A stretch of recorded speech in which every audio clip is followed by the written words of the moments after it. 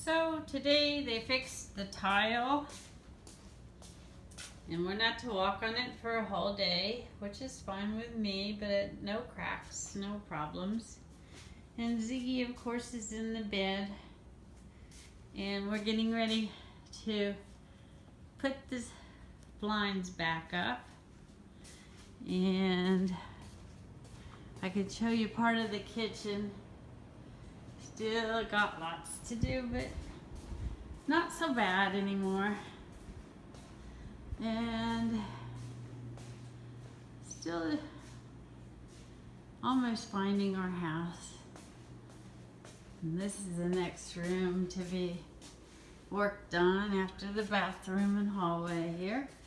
And here Rick is in his new office, because that is almost done.